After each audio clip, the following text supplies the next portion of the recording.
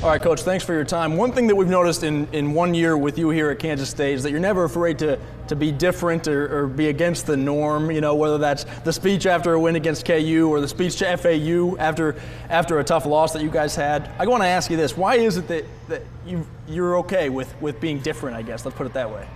I'm not trying to be different. I just want to be myself. I'm just me. And if I try to do it the way everybody else does it, then it won't be the best version of me. You're pretty vocal about sharing your faith, talking about why that's important, and I'm assuming that kind of relates to the answer you just gave me, that it's just part of who you are. Yeah, you know, the foundation for who I am is my relationship with Jesus Christ, and where I'm at today is because of his blessing and favor on my life. And Christ was very clear in that if we would lift him up before men, he'll lift us up.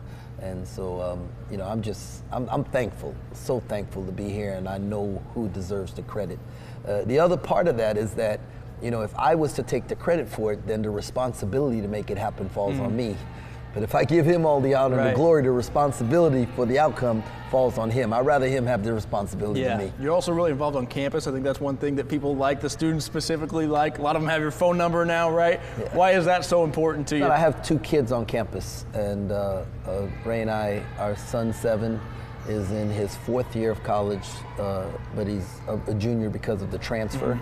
And then my daughter's in her 2nd year here at K-State, and neither one of them are involved in athletics. And I would hope that a staff, a faculty member who would see them going by would, you know, impact their lives, maybe see if they're having a bad day and would take the time to put their arms around them. And so I pray that the small impact I have on our students returns the blessing to my children. What would you say, not even to a coach, but just someone out there who says, hey man, we don't need all the other stuff. We don't need to hear about the faith. We don't need to hear about, you know, whatever else it is. Just coach basketball. Yeah, well, I'm not concerned about what they need. I'm concerned about what I have to do and my calling and my purpose. I tell our guys all the time, and there's a lot of ways to get to 4. And I won't stop anyone from getting to 4 the way they want to. 2 plus 2, 2 times 2, 3 plus 1. This is how I choose to get to 4. I'm curious what you look for in a basketball player or in a person that you're recruiting. You've talked about not wanting always just the top ranked players or whatever, but finding guys who are the right fit. What does that look like for your program? Yeah, no, it's a great question. The number one is I like guys who smile. Right? I mean, nobody wants to go to work every day with someone who has a frowny face. They just suck the air out of the gym. And it's like that in your office, I'm sure. You know, we don't like moody guys. Number 2 is like hard workers. And everyone says that they work hard. I want the guy who's top 3 hardest workers a coach has ever coached. Yeah. And that way I know they're addicted to the game of basketball. And then, you know, finally want guys who have won. And I like kids who have won state championships, because if you've won a state championship, you understand the sacrifice it takes to win a championship, to win the last game. I call it win-win. There's some guys who win, and some guys who win-win. And you know, so that's my thing. The best predictor of future success is past success. Yeah. Now, last year we had 10 state championships on our team. This year we have 8. 2 that stand out in Keontae Johnson and Marquise Noel that were just the heart and soul of that basketball team last year. I know you're thankful for those guys.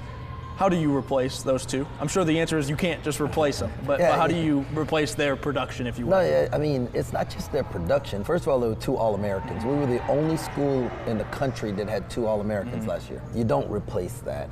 But their experience, their leadership, you know, I actually called Marquise, we FaceTimed him after the first day of Shark Week, and I said, young fella, I didn't appreciate your leadership skills enough last year, and so that's going to be hard to replace, and we're going to do it collectively. You know, it might be incumbent on us as a staff to lead more and to be more vocal, and so we'll figure it out though. Coach, I get the impression that you've only been here a little over a year now, but I get the impression you're pretty happy in Manhattan. Is that fair to say that this is a place that you want to stick around at? But it's about people.